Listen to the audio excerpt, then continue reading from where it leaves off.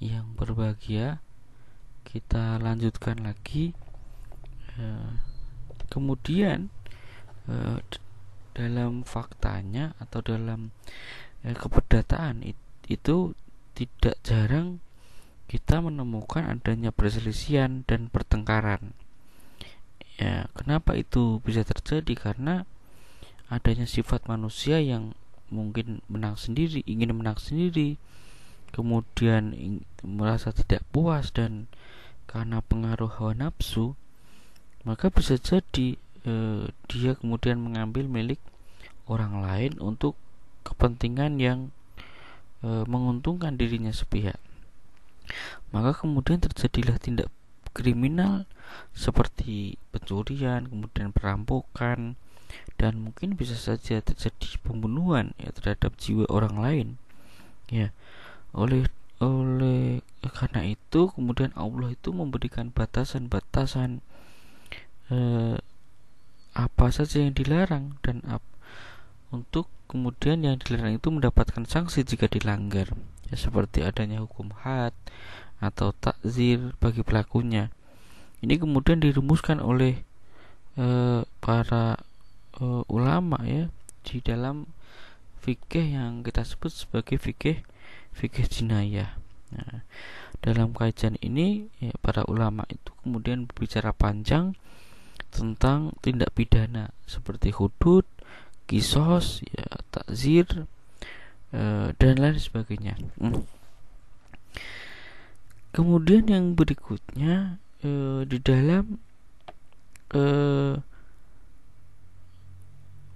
mengajukan gugatan atau perkara secara benar, baik yang menyangkut masalah muamalah maupun pidana syariah, hukum syar'i itu juga mengatur bagaimana tata caranya, dan kemudian maka dibentuklah yang disebut sebagai al-qadha atau peradilan, yang itu ditugasi untuk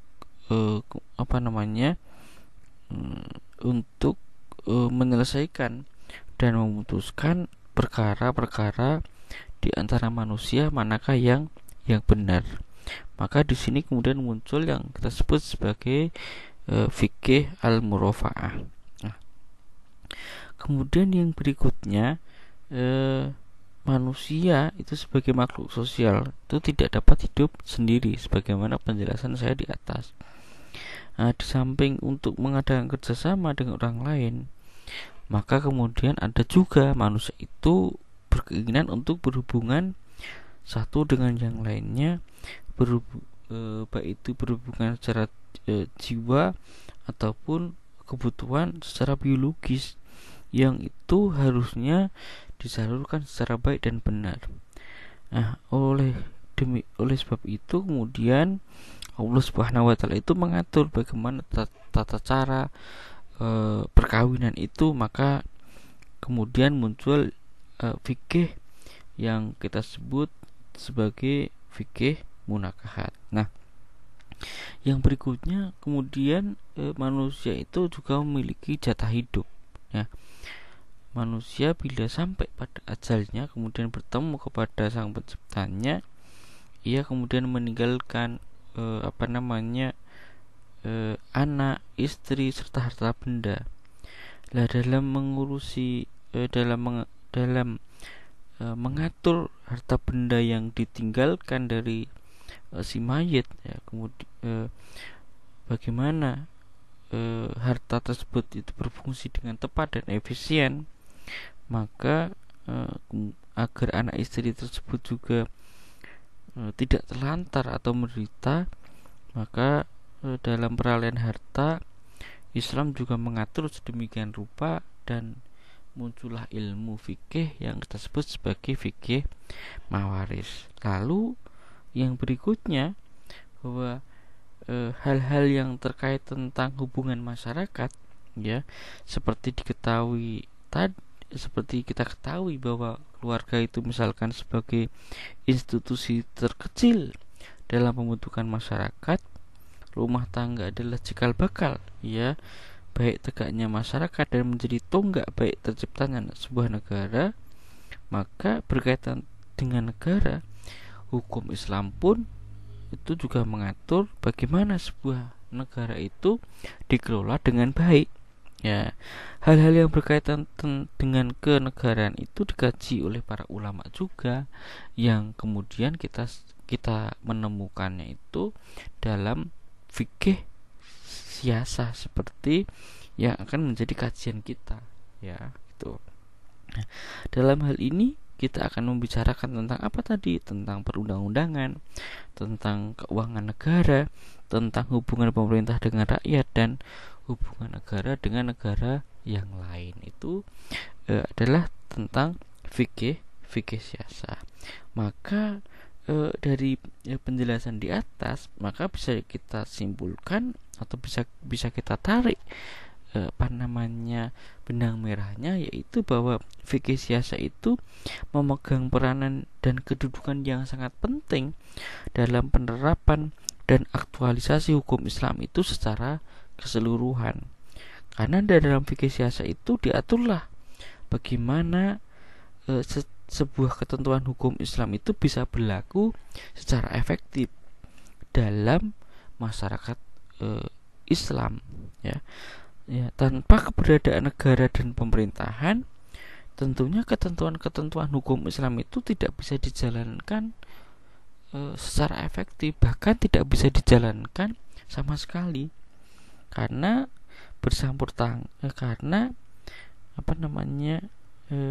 mungkin akan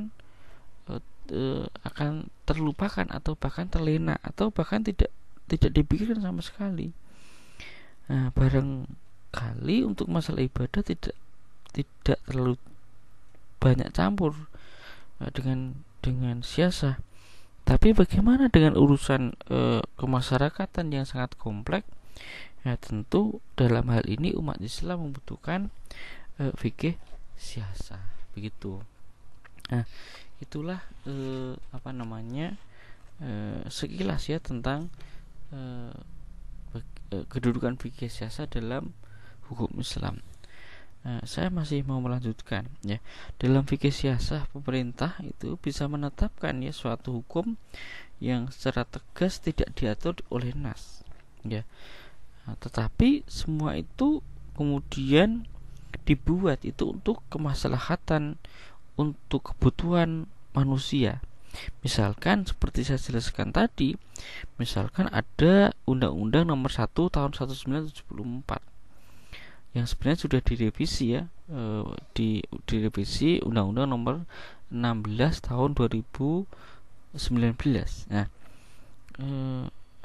adanya undang-undang tadi itu tentang undang-undang perkawinan itu dikatakan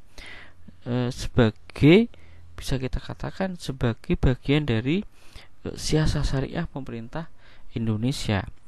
Dengan undang-undang tersebut ya, maka umat Islam ya diberikan fasilitas dan kesempatan untuk mengembangkan institusi keagamaan orang-orang muslim tersebut dalam rangka pelaksanaan dan penerapan hukum Islam itu sendiri. Nah, di samping itu kebijakan pemerintah di bidang ekonomi dengan berdirinya bank-bank syariah itu tentunya juga merupakan dari praktek fikih siasah yang bertujuan untuk mengangkat taraf kehidupan umat Islam menjadi lebih baik. Itu gambarannya seperti itu. Nah, dalam perkembangan ya masyarakat yang semakin bergerak terus makin cepat, maka timbullah permasalahan-permasalahan yang sangat kompleks ya, dan tentunya menuntut kecepatan dalam pemecahan atau bagaimana cepat diselesaikan ya. Apalagi hukum Islam atau fikih tidak sampai mendetail mengatur berbagai persoalan kehidupan umat Islam. Di antara problem yang berkembang saat ini misalkan tentang HAM, tentang demokrasi, hubungan timbal balik misalkan karyawan dan pimpinan, perpajakan dan perbankan. Nah, masalah-masalah tersebut dihadapi dan dijawab hanya secara parsial dan ad hoc ya. Kemungkinan besar hukum Islam akan tidak responsif dalam menghadapi perkembangan zaman. Karena itu, ya negara memegang peranan penting dalam mengatasi hal ini. Permasalahan yang berkembang dapat diantisipasi dan dijawab dengan menghimpun berbagai komponen keilmuan dalam masyarakat sehingga menghasilkan rumusan yang betul-betul dibutuhkan oleh masyarakat. Nah, dalam hal ini negara membutuhkan kerja sama dengan para ulama, kemudian dengan para kiai dan para ahli di bidang hukum dalam berbagai disiplin keilmuan untuk menentukan kebijakan-kebijakan yang dapat diterima dan memberi maslahat untuk masyarakat. Disinilah peran penting fikih siasa.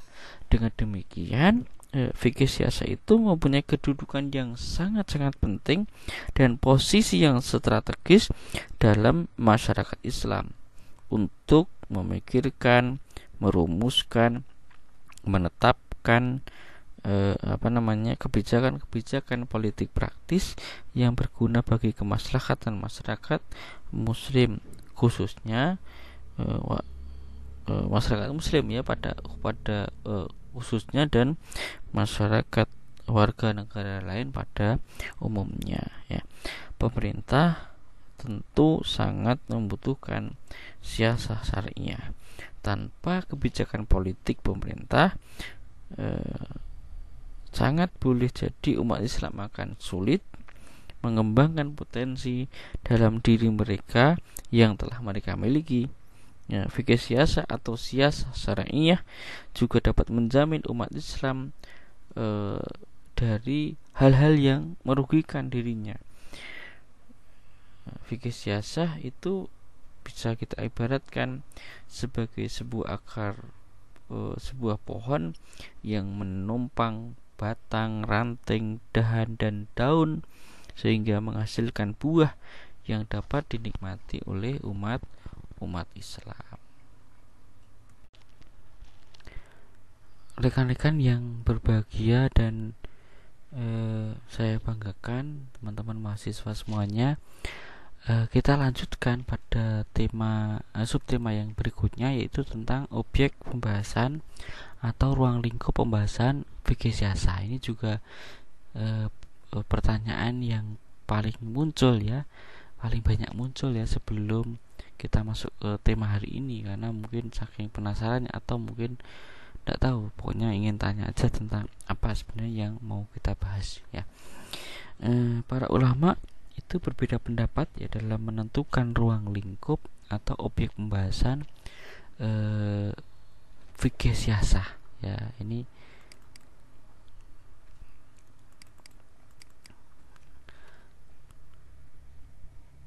di antaranya ada yang mengatakan 5, ada yang mengatakan 4, ada yang mengatakan 3, ada yang mengatakan 8. Ini sudah satu di sini juga menurut beberapa tokoh ya. Namun sebenarnya ya perbedaan ini tidak terlalu prinsip, tidak terlalu prinsip atau tidak terlalu pokok, karena semuanya itu hanya bersifat teknis saja. Jadi tidak terlalu prinsip perbedaannya, tapi hanya secara teknis saja. Nah, menurut Al-Mawardi ini ada 5, yaitu ada fikih dusturiyah, amaliyah, kemudian qada'iyah, harbiyah, dan idariyah. Ini menurut Mawardi. Artinya nanti bisa teman-teman cek lagi, nanti filenya insya Allah kita share ya. Kemudian menurut Ibnu Taimiyah itu ada 4, ada tentang peradilan, tentang administrasi negara, tentang moneter, tentang hubungan internasional. nasional. Jadi sebenarnya mirip saja. Kemudian Abdul Wahab Kholaf itu hanya ada 3, yaitu peradilan, hubungan internasional, dan keuangan negara. Ini tentunya lebih sempit ya dibandingkan dengan yang sebelumnya. Sebelumnya itu 5, 4, ini hanya 3. Lah, yang banyak itu oleh Hasbi, yang justru membagi fikih siasa itu menjadi 8 bidang, yaitu politik, pembuatan perundang-undangan, kemudian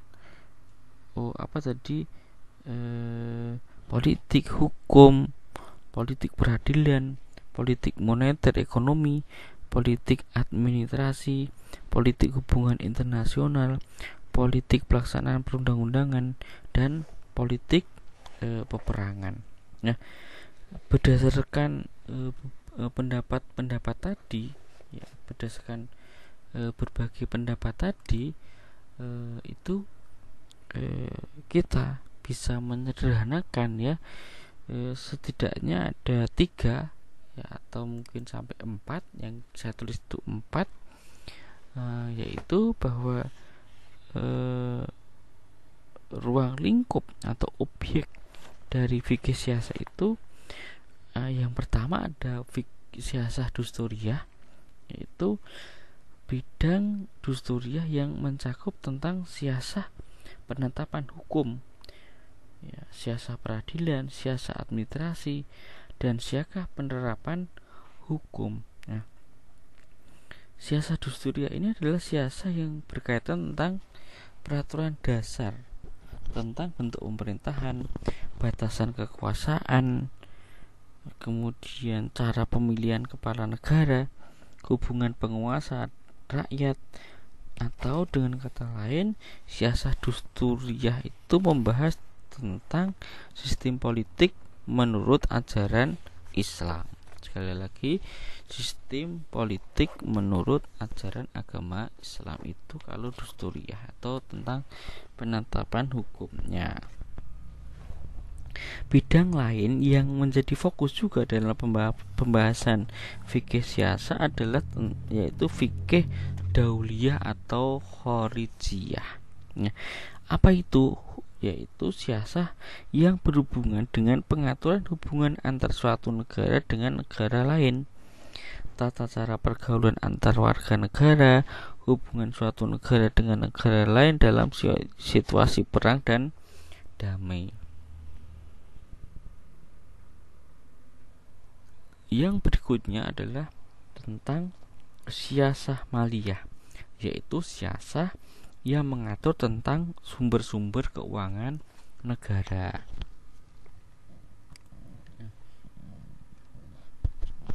Yang berikutnya adalah siasah harbiyah. Nah, apa itu siasah harbiyah? Siasah yang mengatur tentang peperangan dan aspek-aspek lain yang berhubungan dengan hal tersebut. Nah, penjelasan ya yang singkat ini tentang cakupan pembahasan fikih siasah diambil di atas, ya, dapat dipahami bahwa pemahaman pokok fikih siasah itu meliputi bidang yang terkait dengan masalah politik dan kenegaraan. Nah, bidang-bidang tersebut antara lain adalah masalah dusturiyah, tentang penetapan hukum, tentang peradilan, administrasi, dan siasah penerapan hukum. Nah, begitu ya. Itu adalah ruang lingkup pembahasan fikih siasah ya. Siasah dusturiyah tadi itu berkaitan tentang peraturan perundang-undangan, lalu kalau tentang hukum dan lain sebagainya tadi. Itu yang kita yang bisa kita bahas ya, tentang apa itu tadi siasah dusturiyah. Kemudian ada juga yang kita sebut sebagai siasah dauliyah atau khorijiyah tadi, yaitu siasah yang berhubungan dengan pengaturan hubungan antar suatu negara dengan negara lain. Tata cara pergaulan antar warga negara, hubungan suatu negara dengan negara lain dalam situasi perang atau damai tadi ya, itu sebagaimana yang sudah saya jelaskan tadi. Mungkin itu yang terkait tentang ruang lingkup pembahasan fikih politik atau tentang tadi objek objek fikih siasah.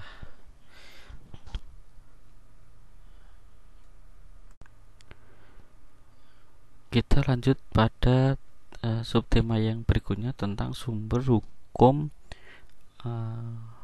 bukan sumber hukum ya, tapi sumber kajian fikih siasah.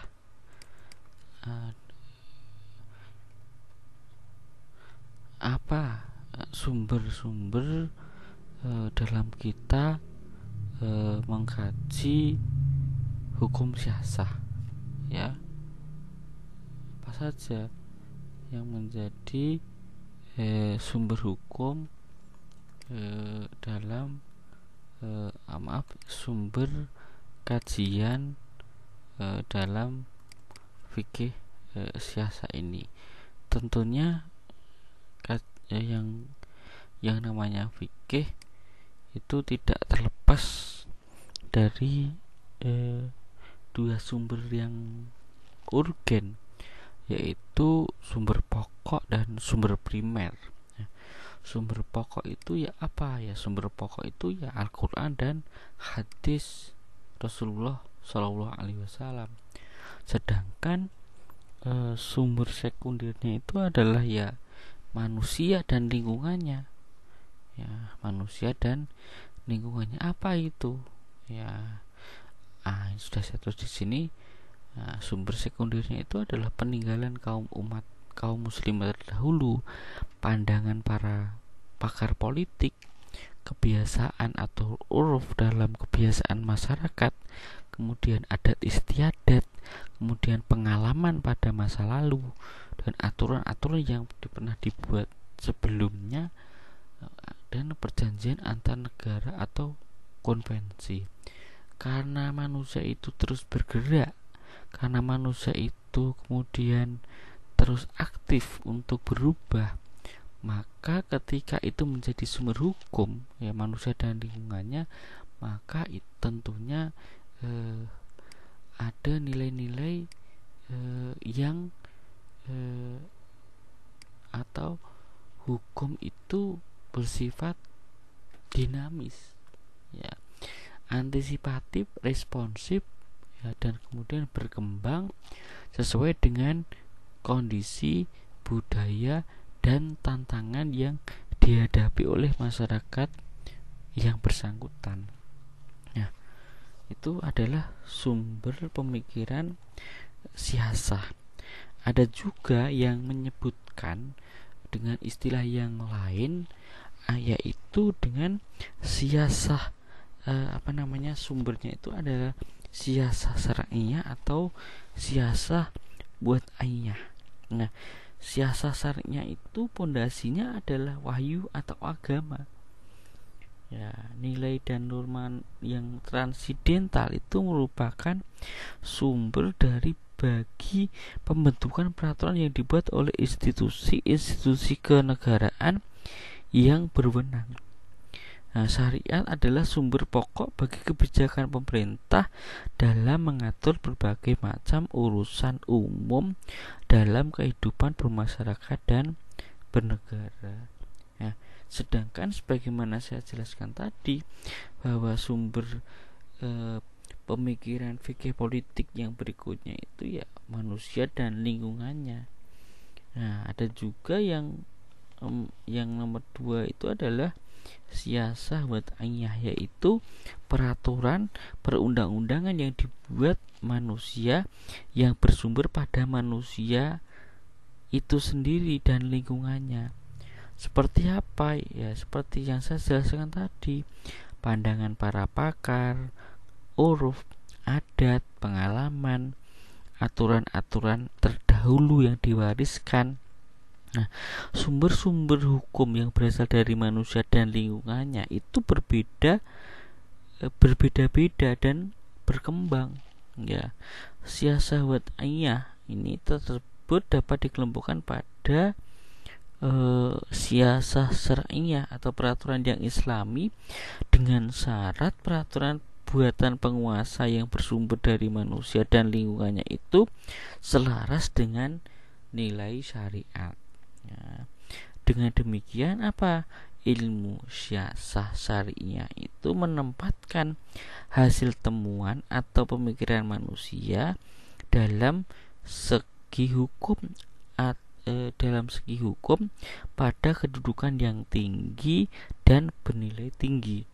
Ya, dengan begitu setiap peraturan yang secara resmi ditetapkan negara dan tidak bertentangan dengan agama maka wajib dipenuhi, wajib ditaati. Begitu. Nah, sumber siasah wad'iyah yang tadi itu pernah tadi manusia dan lingkungannya ini ya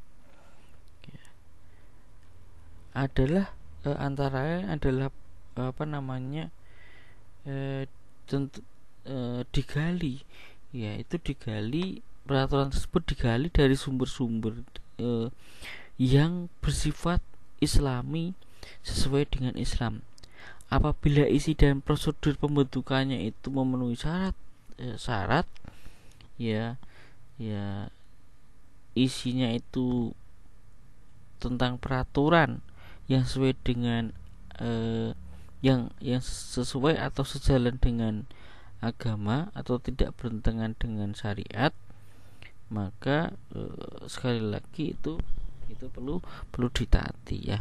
Peraturan itu meletakkan persamaan kedudukan manusia di depan hukum dan pemerintahan. Nah, tidak memberatkan masyarakat ya untuk menegakkan keadilan, dapat mewujudkan kemaslahatan dan mampu menjauhkan kemudaratan yang pembentukannya melalui musyawarah. Nah, itu adalah sumber-sumber pemikiran fikih politik Islam. Sehingga dari berbagai penjelasan tadi ya tentang sumber-sumber pemikiran fikih siasah dapat dimengerti bahwa sumber pemikiran fikih siasah itu dapat berupa wahyu, berupa Al-Quran, berupa hadis ataupun manusia dengan lingkungannya. Dengan demikian pula dapat dipahami bahwa sumber-sumber ya fikih siasah itu apapun dari manapun asalnya ya selama itu tidak bertentangan ya serta sejalan dengan prinsip-prinsip nilai-nilai yang transidental dapat dijadikan sebagai sumber pemikiran fikih politik Islam. Oke, teman-teman yang berbahagia dan saya banggakan rekan-rekan mahasiswa semuanya, kita pada subtema yang terakhir pada pertemuan yang kedua ini, yaitu tentang pendekatan fikih siasah. Mungkin teman-teman itu belum paham kok apa namanya pendekatan ya. Bukan pendekatan yang negatif loh ya, tapi pendekatan yang dimaksud di sini adalah cara pandang kita untuk memahami atau melihat fikih siasah. Ya mungkin gampangannya itu begini, teman-teman itu sama-sama melihat pulpen atau ballpoint, tapi mungkin yang satu itu melihat dari sisi harganya, yang satu itu melihat dari sisi manfaatnya, yang satu itu melihat dari dia kalau ingat pulpen itu kalau pinjam pulpen nggak dikembalikan, dari akhlaknya, mungkin juga dari mungkin dari sisi pabriknya, pabriknya dari Cina misalkan, mungkin dari segi warnanya mungkin. Jadi itu namanya cara pandang, walaupun memang objeknya itu sama. Ya di dalam kita hidup itu tentunya banyak pendekatan ya. Maka perlu kita pahami juga bagaimana pendekatan fikih siasa itu dikembangkan, atau bagaimana pendekatan fikih siasa itu dipelajari ya gitu. Nah, teman-teman yang berbahagia, di sini sudah saya bagi menjadi 3. Satu, deduktif normatif, kemudian historis sosiologi, yaitu, dan komparatif perspektif. Nah, sebelum jauh ke sana, mungkin perlu saya awali dulu dengan prakata ya. Jadi studi fikih siasa atau politik itu dilakukan ya pada dasarnya adalah untuk menjawab persoalan tentang ada atau tidaknya sistem politik dalam Islam. Kalau ada, apakah masih relevan untuk diterapkan pada zaman dan tingkat kemajuan kehidupan kaum muslimin sekarang. Nah, sebagaimana yang telah kita ketahui tadi, bahwa objek fikih siasa itu adalah tentang hubungan antara pemerintah dan rakyatnya dalam upaya menciptakan kesejahteraan dan kemaslahatan bersama. Ya, hubungan ini tentunya meliputi masalah-masalah kebijaksanaan perundang-undangan, hubungan luar negeri dalam masa damai dan perang, serta kebijakan keuangan dan moneter. Ya, sebagai suatu cabang ilmu yang berdiri sendiri, kajian fikih siasa tentu memiliki metodologi dan pendekatan ilmiah. Ya, dengan metode-metodenya, ya tentunya kita dapat mengerti ya pemikiran-pemikiran dan praktek kenegaraan yang pernah berkembang sepanjang sejarah. Ya, di samping itu, metode dan pendekatan ini juga akan menjadi acuan kerangka ya untuk merumuskan keputusan-keputusan politik masa kini, sehingga bisa mengantisipasi setiap permasalahan yang berkembang di dunia Islam. Nah, teman-teman yang berbahagia, ya tentunya sebagaimana banyak penjelasan di atas tadi, relevan atau tidak, bagaimana metodologi, kemudian bagaimana metode dan pendekatan itu menjadi acuan dan lain sebagainya tadi. Intinya bahwa adalah pendekatan itu adalah sesuatu yang penting ya. Kajian terhadap pengertian baik secara bahasa ataupun secara terminologi atas konsep-konsep tersebut, baik di dalam Al-Quran maupun Sunnah, dengan menggunakan tafsir tematik. Ya, maksudnya begini ya, kajian-kajian tentang fikih siasa itu bisa kita kita bagi dalam jenis yang pertama, yaitu atau pendekatan jenis yang pertama yaitu deduktif normatif. Nah, pendekatan deduktif normatif itu intinya adalah mengambil konsep Al-Quran dan hadis ya, serta dari usul fikih. Nah, konsep di dalam Al-Quran dan juga hadis ya. Selain itu namanya fikih itu juga tidak lepas dari metode usul fikih ya, seperti qiyas, istihsan, uruf, adah, maslahah mursalah, dan istishab ya.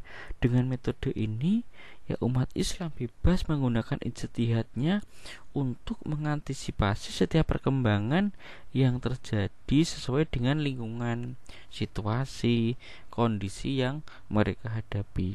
Ya, tentu saja penggunaan metode ini tidak boleh bertentangan dengan semangat nas baik di dalam Al-Quran maupun di dalam hadis ya. Selain itu tentunya ada beberapa kaidah usuliyah ya, kaidah fikih ya, yang sangat masyhur yang itu juga bisa menjadi pendekatan kita dalam fikih siasah. Misalkan kita mengenal, misalkan ada uh, apa namanya kaidah fikih yang mengatakan layun kiru tukta barul ahkam bitaghayyuri zaman, yaitu tidak dapat dipungkiri bahwa perubahan hukum terjadi karena zaman. Jadi biasa hukum itu berubah karena perubahan zaman. Nah, tasarrufu 'ala ra'iyati mantuqa bin maslahah. Ini juga sangat terkenal sekali kaidah ini. Tindakan seorang imam atau kepala negara atas rakyatnya harus sesuai dengan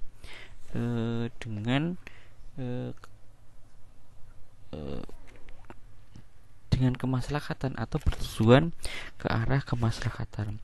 Ada juga ini ya yang terkait tentang adat, yaitu al-adah muhkamatun. Nah, ini kan juga kaidah kaidah fikih yang penting untuk dipahami, untuk memahami fikih siasah ini. Nah, misalkan saya kasih contoh, misalkan kaidah la yunkiru taktabarul ahkam bitaghayyuri zaman. Pada kaidah ini ya, pemerintah Islam dapat mengubah kebijakan atau undang-undang sebelumnya bila ternyata tidak lagi sesuai dengan tuntutan perkembangan zaman. Dalam konteks Indonesia umpamanya, sebagai pasal dalam Undang-Undang Dasar 1945, ada yang tidak mencerminkan semangat perkembangan zaman dan reformasi, sehingga harus diamandemen. Nah, di antaranya adalah masa presiden yang cenderung bersifat karet, sehingga dapat ditafsirkan menurut selera penguasa. Nah, sesuai dengan tuntutan masyarakat, maka DPR sebagai lembaga perwakilan rakyat mengadakan pembahasan masa jabatan presiden ya hanya 2 periode sebagaimana yang kita ketahui. Jadi di situ ada perubahan, yang awalnya presiden itu bisa seumur hidup misalkan, atau bahkan lama sekali tidak pernah diganti, maka kemudian diganti menjadi 2 periode saja. Ini adalah contoh pendekatan kaidah usul fikih terhadap fikih siasah. Jadi bagaimana cara memandang kita fikih siasah itu dengan kaidah fikih ya. Mungkin ada juga ya, misalkan tasarrufu 'ala ra'iyati mantuqa bin maslahah. Ya, dalam hal ini pemerintah itu misalkan tidak boleh menciptakan suatu peraturan perundang-undangan yang merugikan rakyat. Karena itu kebijaksanaan pemerintah harus sejalan dengan kepentingan umum, bukan untuk kepentingan golongan atau diri sendiri. Ya, sebagai contoh dari penerapan kaidah ini adalah misalkan pemerintah tidak boleh mengangkat seorang untuk menduduki suatu jabatan yang bukan bidangnya, apalagi hanya berdasarkan kedekatan hubungan atau kita sebut sebagai nepotisme. Nah, dengan menempatkan ya seseorang sesuai dengan keahliannya. Jadi di sini pemerintah hanya mempertimbangkan prinsip profesionalisme dengan menempatkan seorang itu sesuai dengan keahliannya, bukan karena kedekatannya, bukan karena nepotisme. Dan banyak lagi kaidah fikih yang bisa kita terapkan dalam mengamati perkembangan fikih siasah. Nah, teman-teman yang berbahagia, yang berikutnya adalah pendekatan dengan historis sosiologis. Ya, tentunya di dalam kita memahami fikih politik, ya, itu kita juga perlu mengadakan penelusuran sejarah ketatanegaraan dunia muslim, ya mulai dari Nabi, Khulafaur Rasyidin, pasca Khulafaur Rasyidin, selanjutnya diadakan pula ya telah kritis terhadap berbagai produk pemikiran para ilmu politik muslim dari zaman klasik, pertengahan, dan zaman modern atau kontemporer. Kemudian dilakukan pula telah komparatif antara pola pemerintahan di negara-negara yang menyatakan dirinya sebagai negara muslim atau negara-negara Islam. Studi komparatif ini yang ketiga ya. Tadi studi sosiologis, ini yang ketiga.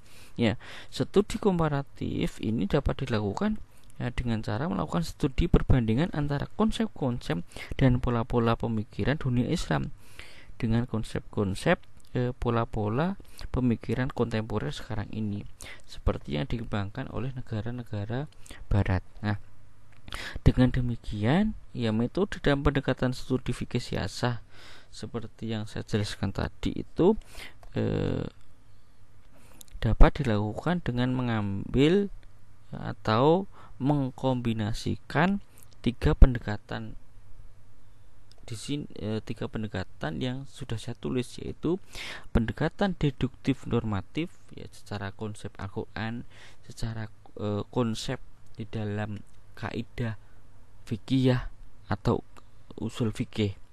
Yang berikutnya adalah histori sosiologis, yaitu pendekatan dengan menggunakan pendekatan aspek kenyataan atau sejarah pemikiran politik muslim. Dan yang terakhir dengan komparatif perspektif, yaitu dengan pendekatan perbandingan antar dunia muslim dan dunia muslim dengan dunia barat. Nah, ini adalah ujung ujung subtema dari pembahasan kita pada pertemuan yang kedua ini. Ya, ini tadi ada 5 subtema yang sudah kita bahas. Semoga teman-teman bisa memahaminya dengan baik, karena saya sudah berusaha ini dengan sangat rinci. Kalaupun nanti masih ada yang kurang paham, nanti teman-teman bisa bertanya atau bisa berdiskusi di dalam ruang diskusi yang sudah kita sediakan.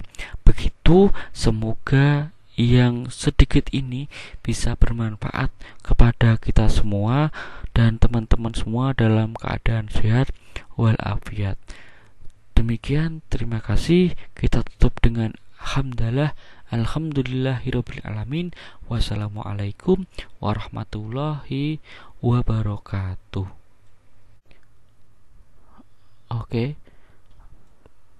Rekan-rekan yang berbahagia, kita lanjutkan pada definisi yang terakhir yang mungkin ditunggu-tunggu oleh teman-teman semuanya, yaitu tentang apa itu fikih siasah. Nah, apa itu fikih siasah? Di sini ada dua kata sebenarnya, ada fikih dan siasah. Ada fikih dan siasah. Kalau fikih kan sudah dijelaskan tadi di atas, sedangkan siasah itu apa? Nah, siasah itu dari kata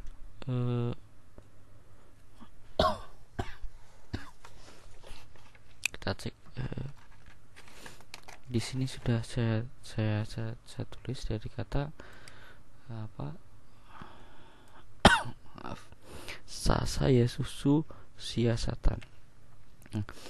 Maaf, ini belum saya tulis pakai bahasa Arab ya.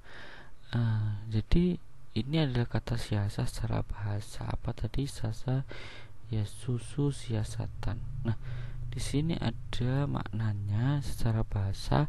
Siasah itu adalah mengatur, mengurus, memerintah, memimpin, membuat kebijakan atas sesuatu yang bersifat politis untuk mencapai tujuan. Ini adalah arti secara bahasa. Sedangkan siasah secara istilah itu artinya adalah mengatur manusia dalam hidup masyarakat dan dan bernegara yang mengandung bimbingan yang bertujuan untuk meraih kemaslahatan dan melindungi mereka dari kerusakan. Nah, jadi ini adalah makna siasah secara istilah. Kemudian yang berikutnya kita ke makna fikih siasah. Kalau tadi itu makna fikihnya apa sendiri, siasahnya sendiri. Untuk yang ini kita akan ke makna fikih siasah itu. Kita klik dulu. Apa makna fikih siasah? Nah, fikih siasah adalah ilmu agama yang mengatur negara, tugas-tugas negara, hubungan negara dengan rakyat, hubungan negara dengan negara lain, atau menyangkut ketatanegaraan. Jadi dari definisi ini teman-teman sudah memiliki gambaran. Oh, seperti itu ya. Oh, berarti fikih siasah itu belajar tentang negara, belajar tentang tugas-tugas negara. Oh, belajar tentang negara dan rakyat. Oh, belajar negara dengan negara lain. Oh, menyangkut tentang ketatanegaraan. Ya, kalau dalam bahasa kita itu kemudian ada yang menyebutnya itu menjadi HTN hukum tata negara. Nah, kita ke sini. Nah, yang berikutnya bahwa fikih siasah itu didefinisikan adalah ketentuan-ketentuan tentang sumber kekuasaan negara, pelaksana kekuasaan negara, dasar dan bagaimana untuk menentukan kewenangan melaksanakan kekuasaan kemudian menentukan kewenangan melaksanakan kekuasaan tersebut diberikan, pertanggungjawaban dan bentuk tanggung jawab pelaksana kekuasaan politik. Nah, ini yang akan kita bahas satu semester itu ya kira-kira seperti ini. Jadi tentang ketatanegaraan dan lain sebagainya, yang penting tentang negara dan pemerintahan. Nah, ini adalah definisi fikih siasah. Nah, sekarang kita kembangkan bahwa ternyata fikih siasah itu identik dengan identik dengan siasah syar'iyah ya. Jadi identik dengan siasah syar'iyah.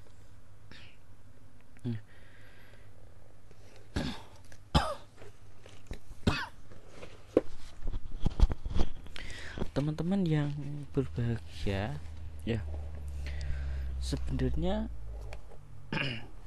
ini adalah dua hal yang berbeda ya, dimana di antara fikih siasah dan siasah syariah ya, walaupun memang ya tidak bisa kita pungkiri lagi bahwa keduanya ini memiliki hubungan yang sangat erat ya.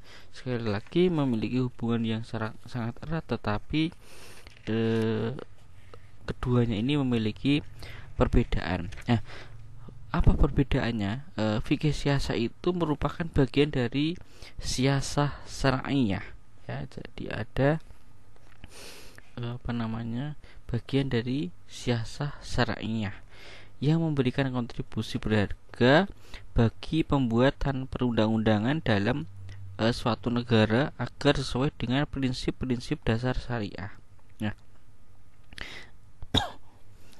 ya tentunya ini ada catatannya, yaitu meskipun tidak semua pandangan pemikir politik ya Islam yang jadi meskipun tidak semua pandangan pemikir politik Islam yang tertuang dalam fikih siasah itu harus diterapkan ya, dan dilaksanakan oleh suatu pemerintahan. Jadi fikih siasah ini penting artinya ya, atau pemikir politik Islam itu sesuatu yang penting, walaupun tidak harus atau tidak ada kewajiban bahwa semua pemikiran atau fikih siasah ya dalam tanda petik dalam Islam itu ya harus diterapkan semuanya di dalam pemerintahan atau di dalam negara. Nah, untuk memberi perbedaan antara keduanya, yaitu antara fikih siasa dan siasa syariah, maka dapat diungkapkan bahwa fikih siasa itu lebih menjurus pada pemikiran para ulama yang bersifat teoritis. Sedangkan siasa syariah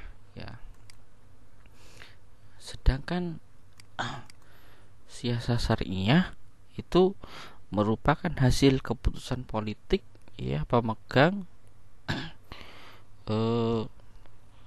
pemerintahan yang bersifat praktis dan aplikatif dalam menciptakan kemaslahatan bagi rakyatnya.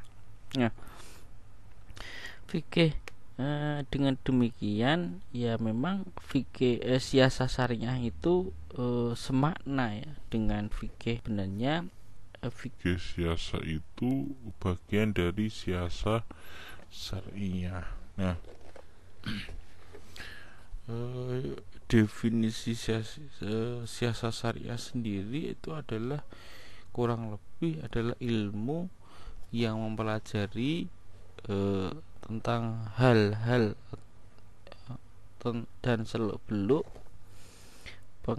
pengaturan urusan umat dan negara dengan segala bentuk hukum dan kebijaksanaan yang dibuat penguasa yang sejalan dengan dasar-dasar ajaran dan jiwa syariat untuk mewujudkan kemaslahatan.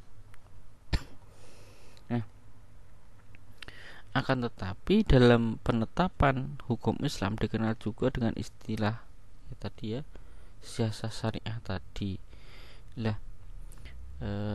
Yang dimaksud oleh para ahli dengan istilah tersebut adalah suatu hukum yang didasarkan kepada kemaslahatan dan kepentingan umum. Oleh karena itu, istilah siasa syariah dalam kaitan ini terkait erat dengan maqasidus syariah atau tujuan yang hendak dicapai dalam penetapan hukum, yaitu kemaslahatan umat dalam rangka menuju kebahagiaan dan kesejahteraan bersama. Dalam pengertian ini dapat dikatakan bahwa siasa syariah itu juga dapat diartikan sebagai politik hukum Islam, baik perumusannya maupun penerapannya adalah dalam rangka meraih untuk kebaikan umat. Maka dengan penjelasan di atas tadi dapat dikatakan bahwa siasa syariah yang terkait dengan penyelenggaraan negara maupun siasa syariah yang berhubungan dengan pembentukan hukum Islam adalah sama-sama mengacu pada kemaslahatan umat. Mengacu pada kemaslahatan umat. Di sini. Gitu ya.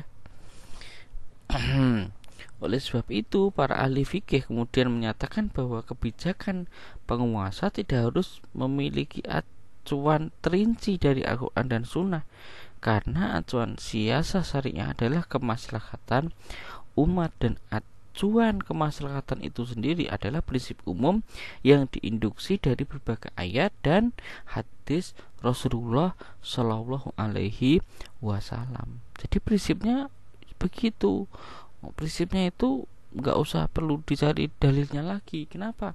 Karena prinsip-prinsip itu sudah diambilkan, sudah disusun itu ya dari Quran dan hadis gitu. Jadi itu sudah prinsip yang sudah diteliti yang tentunya sudah ada di dalam Quran dan hadis.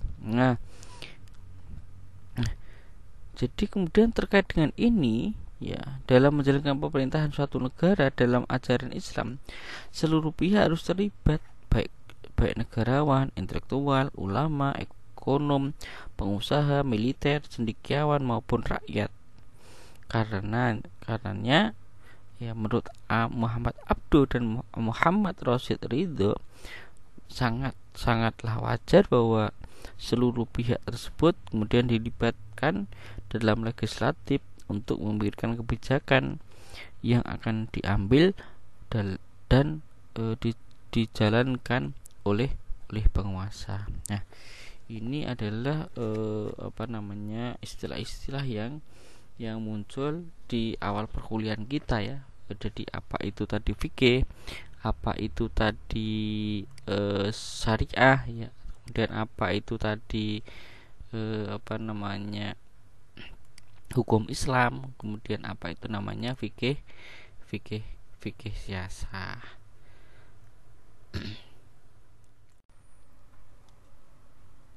Assalamualaikum warahmatullahi wabarakatuh. Alhamdulillahirabbil alamin. Wassalatu wassalamu ala asrofil anbiya'i wal mursalin wa ala alihi wa ashabihi wa man tabi'ahum bi ihsani ila yaumiddin. Rekan-rekan yang saya banggakan dan yang berbahagia, pada kesempatan kali ini kita akan membahas tema-tema yang sudah kita rancang pada RPS yang sudah saya susun. Ada beberapa hal yang akan kita bahas pada pertemuan yang kedua ini. Sebenarnya ini ada beberapa perubahan yang saya tulis di sini berkaitan tentang tema kedua atau tema ketiga, karena supaya tema itu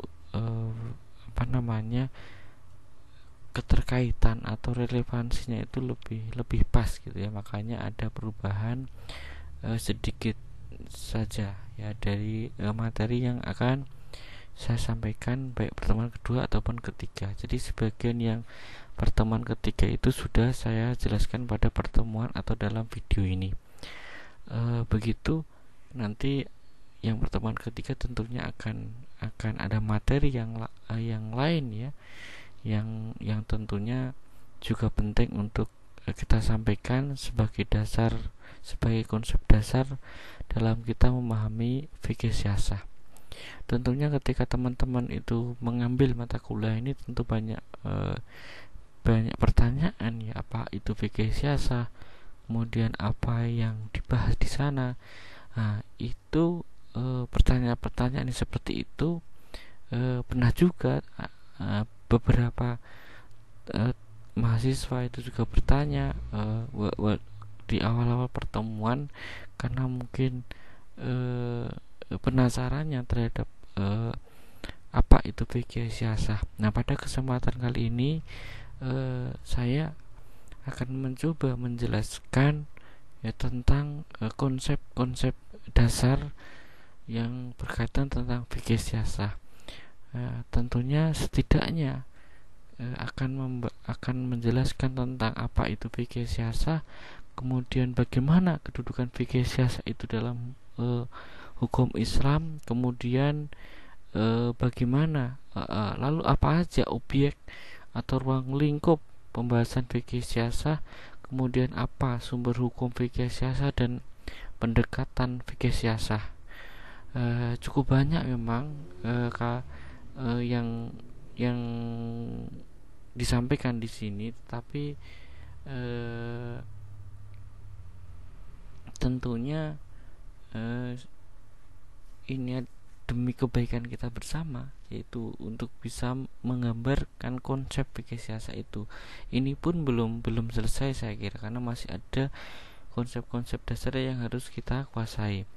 Nah, karena ini terlalu temanya mungkin banyak sekali, nanti mungkin ada hal yang belum dijelaskan ataupun mungkin kurang jelas.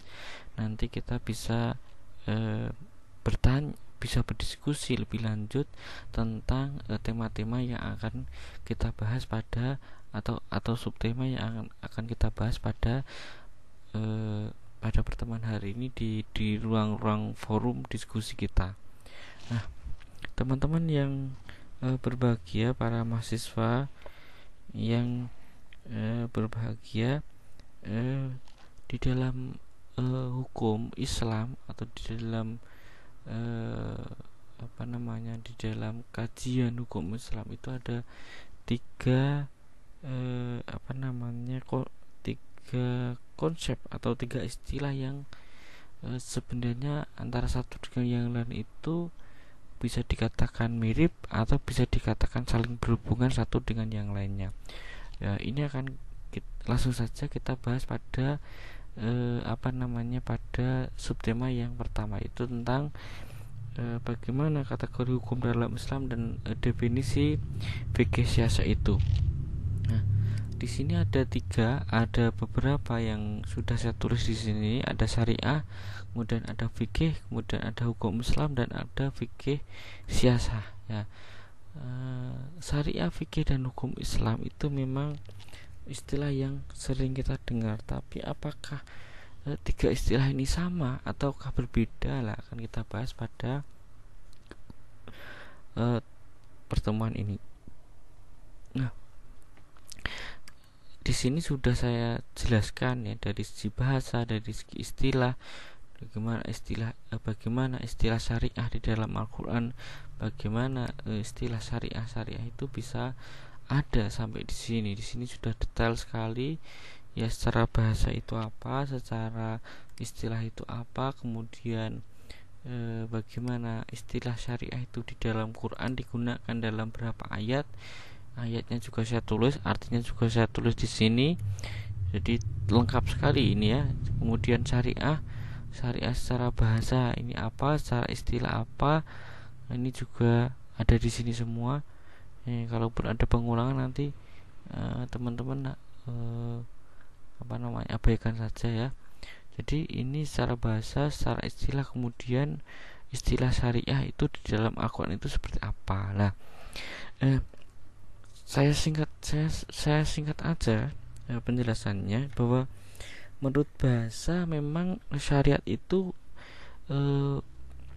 berarti jalan menuju ke tempat pengairan, atau jalan setapak yang harus ditempuh, atau jalan atau tempat mengalirnya air ke sungai. Nah, atau ini semua ada jalan mencari air, jalan lurus, liku-liku, limbah, ambang pintu dan tangga dan lain sebagainya itu. Nah, di kata syariat itu ada memang disebutkan di dalam beberapa ayat Al-Qur'an. Misalkan seperti di surah Al-Maidah ayat 48, kemudian Asy-Syura ayat ke-13 ya. Al-A'raf, Asy-Syu'ara ya ayat 13 dan 21. Kemudian Al-Jaziyah ya, Al-Jaziyah sini ada Al-Jaziyah ada ke ayat yang ke-18 ya. Dalam ayat tersebut kata syariat itu mengandung pengertian yaitu jalan terang yang menuntun manusia pada keselamatan. Nah, hal ini sesuai dengan pengertian kebahasaan bahwa orang yang mengikuti syariat yang diturunkan Allah, maka ia menempuh jalan ke pengairan atau sungai yang dapat membersihkan jiwanya. Nah, di dalam surat Asy-Syu'ara ayat 13 ya, Asy-Syu'ara ayat 13 tadi ini ya, mengisyaratkan bahwa syariat identik ya dengan ad-din atau agama ya. Namun pada perkembangannya ya, syariat itu lebih dikhususkan pada hukum amaliyah. Jadi syariat itu adalah ya agama itu. Ya, kalau kita baca di sini ya, kalau kita baca secara istilah, saya besarkan dulu biar kelihatan. Nah, ini di sini bahwa syariat itu apa? Syariat itu masyara Allah Ta'ala li ibadihi minal ahkamil lati ja'a bihan nabiyyu minal anbiya ya. Jadi hukum-hukum yang disyariatkan Allah untuk hamba-hambanya yang didatangkan oleh seorang nabi ya, minal anbiya sawa'un kana muta'alliqatun bikafiyati amalin wa tusamma far'iyatan amaliyatan. Nah, yang didatangkan oleh seorang nabi baik berpautan dengan cara mengerjakan amal yang kemudian dinamai dengan amaliyah.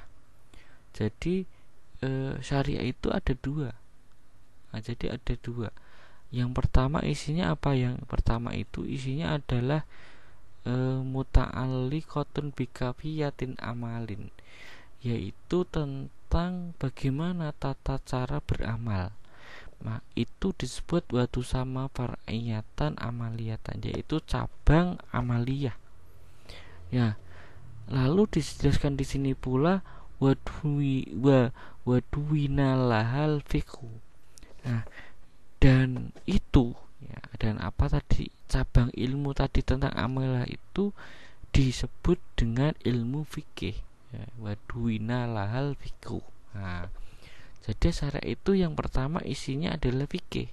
Nah, au bikafiyatil i'tiqadi wa tusama asliyatan i'tiqadihi wa duwinalaha al ilmul kalam wa yusama syar'i aidan bidin al milah. Nah, yang kedua itu berkaitan tentang akidah i'tiqadiyah. Jadi syariah itu isinya yang pertama tadi itu adalah ilmu fikih yang itu berkaitan tentang cabang-cabang amaliyah, dan yang kedua adalah berisi tentang i'tiqadiyah. I'tiqadiyah itu keyakinan, ya, keimanan, ya.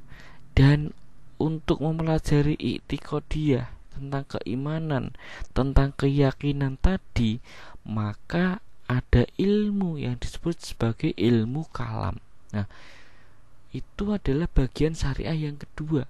Lah, disebut juga ya ilmu kalam itu biasanya dengan ilmu tauhid, ya. Dan syara itu dinamai dengan ad-din dan milah. Jadi kata syariat itu nama lainnya ya din itu. Din itu apa? Agama. Milah itu apa? Milah itu ya agama. Milah Ibrahim itu artinya agama Ibrahim. Nah, inna dina indallahil Islam. Nah, itu din di situ adalah agama maksudnya. Nah, semoga bisa dipahami. Jadi saya ulangi lagi, kata syariat itu asal mulanya adalah agama itu, di mana di dalam syariat itu ada dua isinya, yaitu ilmu fikih yang berkaitan tentang amaliyah, dan yang kedua berisi tentang i'tiqadiyah, yaitu ilmu kalam atau ilmu tauhid tadi, yang itu berkaitan tentang keimanan. Nah, itu ya, jadi itu arti makna dari syariah. Ini makna syariah secara istilah yang kedua. Inna makna syariati annaha taqdulil mutakallifin hududan fi af'alihim wa aqwalihim wa i'tiqadihim bahwa jumlatu wa tadammannahu.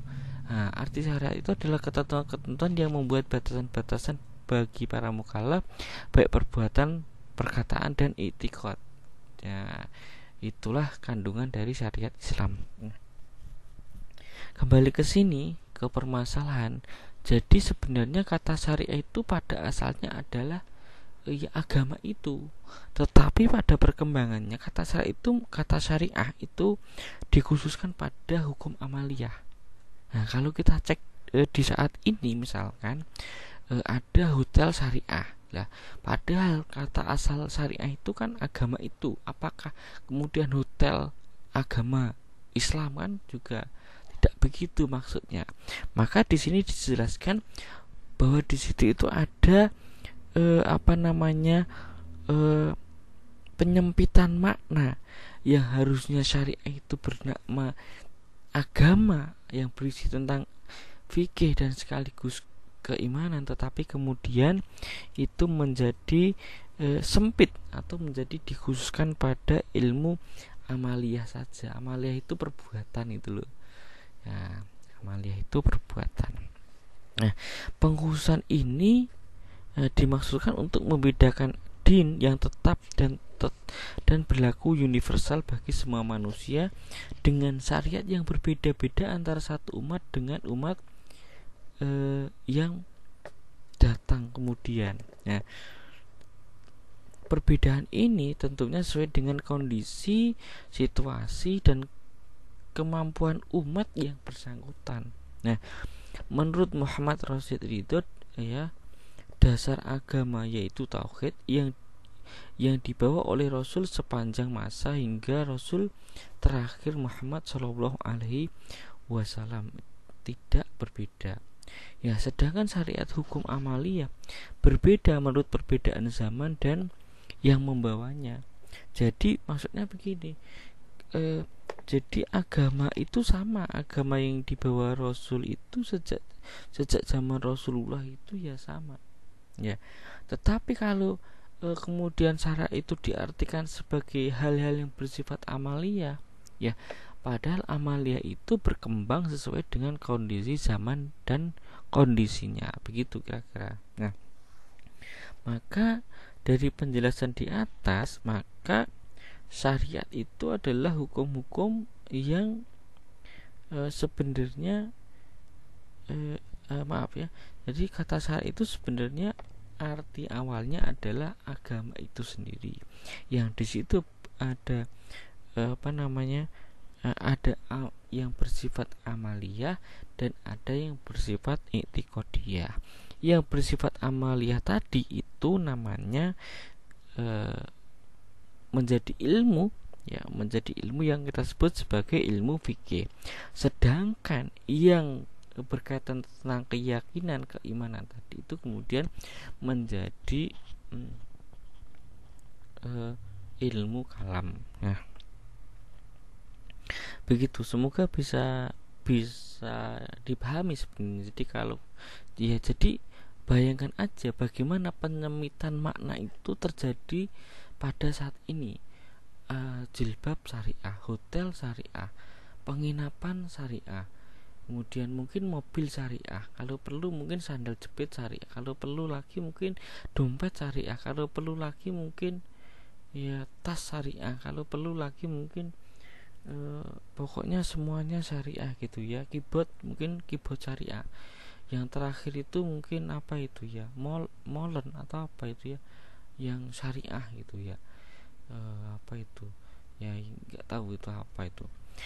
Pokoknya itulah. Jadi apapun itu kemudian syariah, padahal mana syariah itu awalnya adalah agama itu. Jadi sangat-sangat jauh sekali jadi makna asal dengan makna yang berkembang pada saat ini, yaitu terjadi pengkhususan makna. Dan makna agama sendiri itu ya tetap agama, karena itu untuk membedakan agama satu dengan agama yang lain. Sedangkan makna syariat itu secara garis besar memang terjadi penyempitan makna atau terjadi pengkhususan makna. Nah, kita kembali ke sini, itu makna syariah. Semoga bisa diterima dengan baik.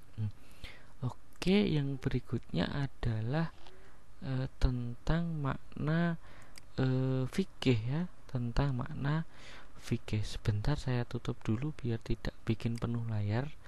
Oke, kita kemana fikih ya? Ini sudah sesuai dengan yang mendekati yang kita bahas, mendekati dengan judul mata kuliah kita, yaitu tentang fikih. Nah, fikih itu apa sebenarnya? Kita klik di sini ya. Fikih itu di dalam hadis misalkan mayuridillahu bihi khairan yufaqihu biddin. Mayuridillahu bihi khairan, barang siapa yang dikehendaki Allah itu kebaikan, yufaqihu biddin, maka Allah itu akan memahamkan kepadanya itu adalah urusan agama. Nah, di situ kata fikih itu berasal dari kata faqaha yafqahu fikhan, yang berarti secara bahasa adalah paham yang mendalam. Nah, itu ya. Itu arti fikih secara bahasa sebenarnya. Nah, di sini sudah saya tulis juga sebenarnya.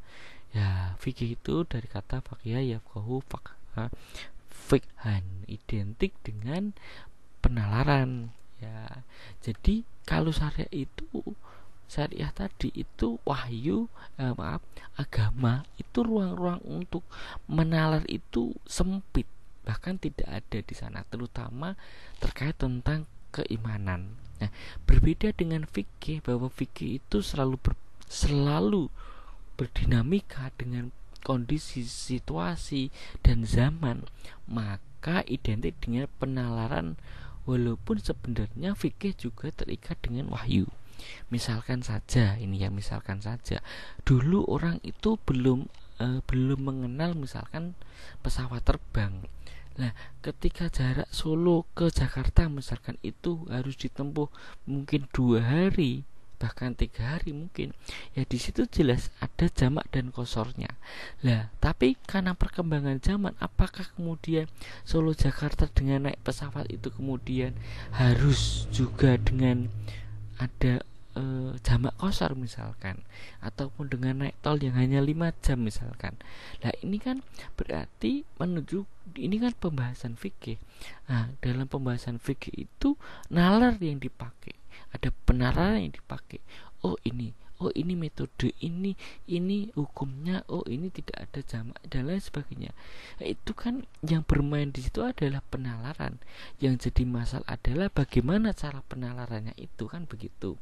Ya, walaupun memang ada wahyu, ada teksnya di situ. Oh, jarak sekian ini yang boleh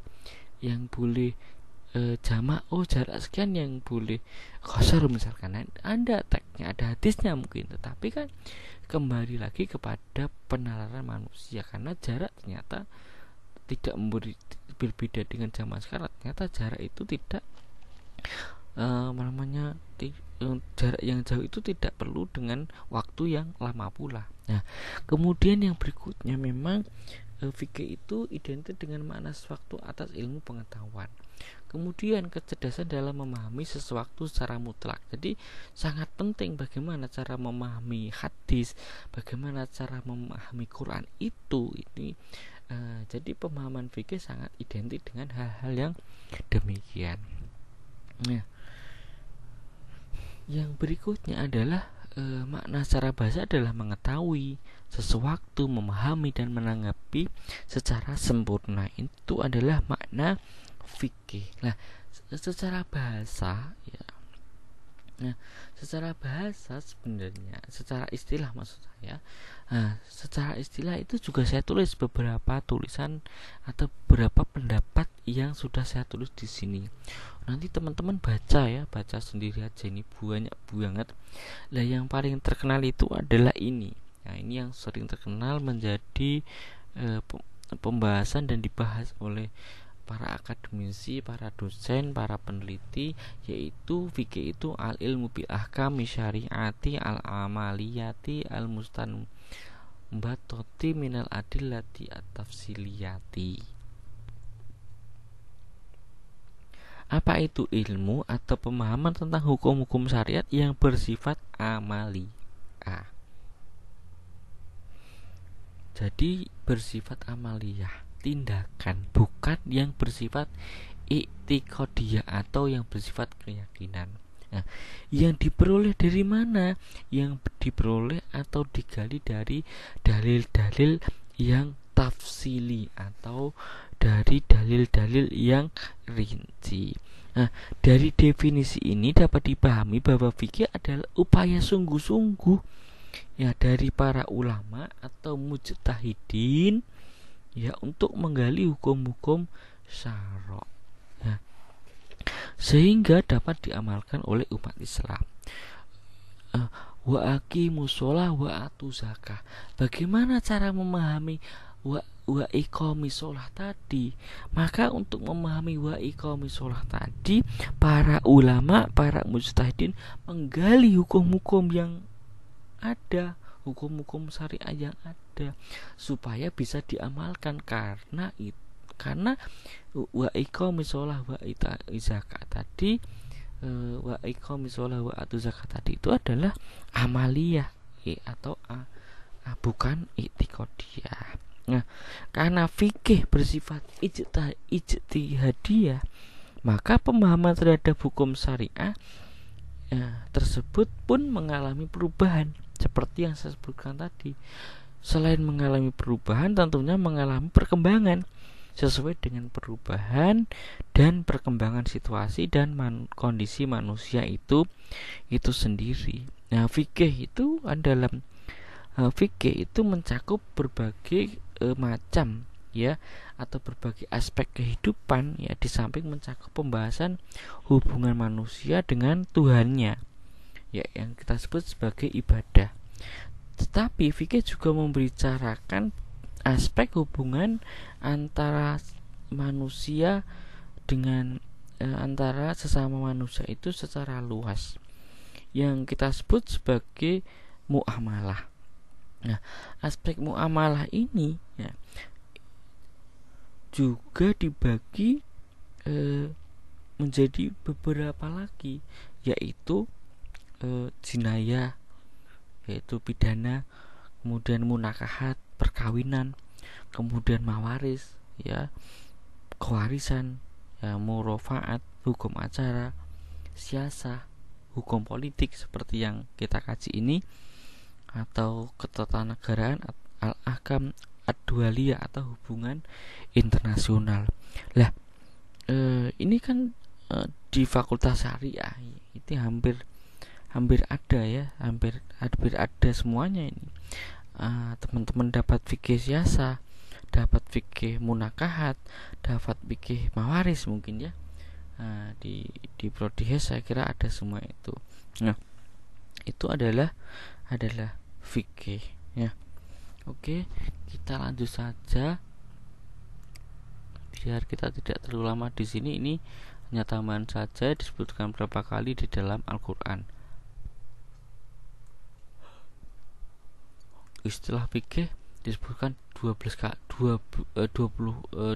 dalam 12 surat dan 20 ayat. Kita minimalisir dulu, kita kecilkan dulu sebentar. Kita ke hukum Islam. Setelah ada syariah, setelah ada fikih, setelah ada hukum Islam, setelah ada syariah dan ada fikih, maka muncul juga istilah hukum Islam. Nah, apakah berbeda ini, Pak? Sebenarnya berbeda sekali. Kita jelaskan di sini. Ya, apa itu hukum Islam? Hukum Islam itu ya sebenarnya tidak ada di dalam literatur Quran dan dalam literatur dalam Islam. Nah, hukum Islam itu merupakan terjemahan dari Islamic law, dari literatur barat, dan bukan terjemahan dari syariat. Nah, hal ini karena keduanya berbeda secara filosofi, sumber pengambilan, tujuan, dan lain sebagainya. Nah, Islamic law itu sepadan dengan istilah syariat dan fikih, jadi sepadan aja. Begitu pula pada istilah droit Musulman dalam bahasa Prancis, Islamistis Red dalam bahasa Belanda, Islam Bukuku dalam bahasa Turki, dan hukum Islam dalam bahasa Indonesia. Jadi ya hanya sepadan, tapi tidak sama persis, tidak juga. Oke, kita lanjutkan saja. Lalu secara terminologi, apa sih hukum Islam? Nah, hukum Islam itu sebenarnya peraturan atau hukum, koleksi daya upaya para fuqaha, para mujtahidin tadi dalam menerapkan syariat sesuai dengan kebutuhan masyarakat. Jadi kalau kita bicara hukum Islam, kalau kita bicara tentang hukum perkawinan, itu berarti kita membicarakan ya bagaimana para fuqaha itu menerapkan syariat itu sesuai kebutuhan masyarakat. Ya, masyarakatnya masyarakat siapa ini? Misalkan masyarakat Indonesia. Berarti koleksi daya upayanya apa sih? Oh, koleksi daya upayanya itu dalam bentuk regulasi nasional. Apa itu? Misalkan undang-undang perkawinan. Nah, maka undang-undang perkawinan itu disebut sebagai hukum Islam. Misalkan gitu loh. Jadi begitu. Jadi yang disebut hukum di situ adalah hukum yang sudah daya upaya kolektif ya. Daya upaya para fuqaha itu ya dalam memahami, menerapkan syariat Islam itu sesuai dengan kebutuhan masyarakat.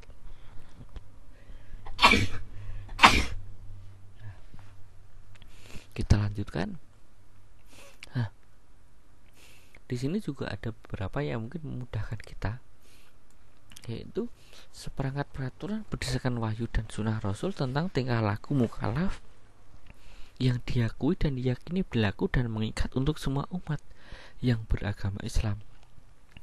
Singkatnya, hukum adalah hukum yang berdasarkan wahyu Allah. Nah, ingat ya, yang disebut yang walaupun di sini dikatakan berdasarkan wahyu dan Rasul Allah, itu bukan berarti kemudian apa yang di dalam Quran itu kemudian diterapkan menjadi undang-undang, tidak juga, atau menjadi negara agama, ya tidak juga begitu.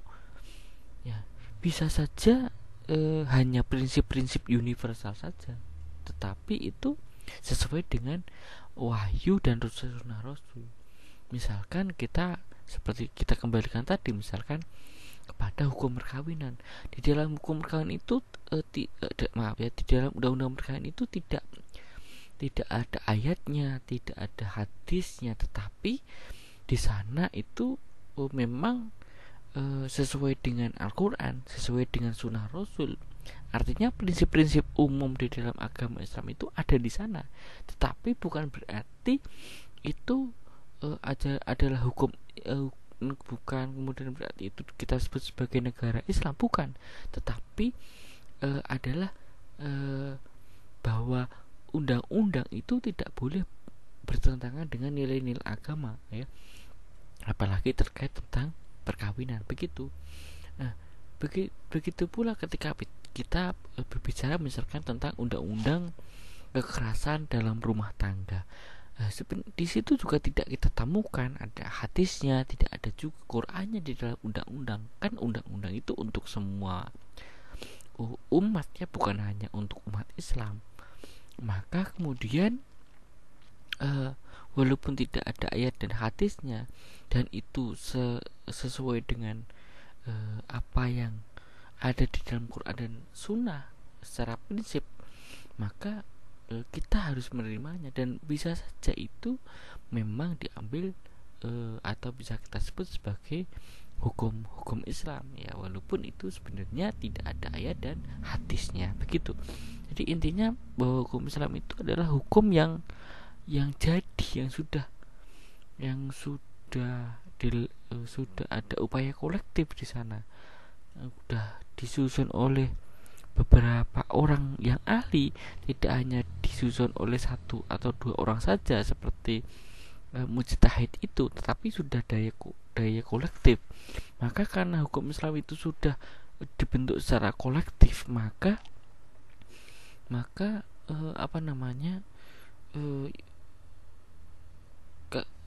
efek hukumnya atau kekuatan hukumnya itu lebih kuat dibandingkan dengan fikih, apalagi dan syariatnya lebih mengikat hukum Islam itu dibandingkan dengan fikih.